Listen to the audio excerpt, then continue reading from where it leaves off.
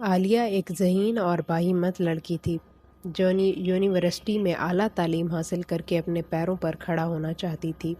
اس کا خواب ایک کامیاب بینکر بننا تھا، لیکن ایک دن اچانک اس کے والد نے فیصلہ سنایا کہ اس کی شادی اس کے چچا کے بیٹے زاہد سے طے کر دی گئی ہے۔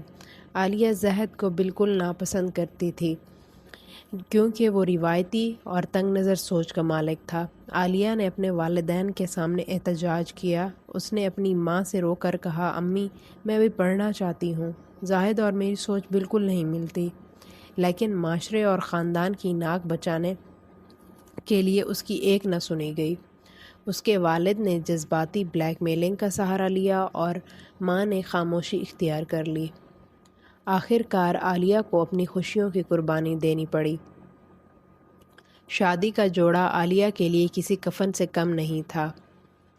زاہد کے گھر جا کر اس کی زندگی ایک قید خانہ بن گئی۔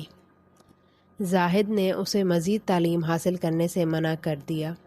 ذہنی تشدد، عالیہ کو ہر بات پر طنز اور تنقید کا نشانہ بنایا جاتا۔ وہ اپنے ہی گھر میں بالکل اکیلی ہو چکی تھی۔ کئی ماہ تک آنسو بہانے کے بعد عالیہ کو اندازہ ہوا کہ خاموش رہنا اس کے مسئلے کا حل نہیں ہے۔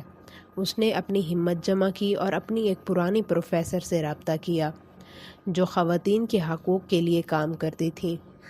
انہوں نے عالیہ کو قانونی اور نفسیاتی مدد فراہم کی۔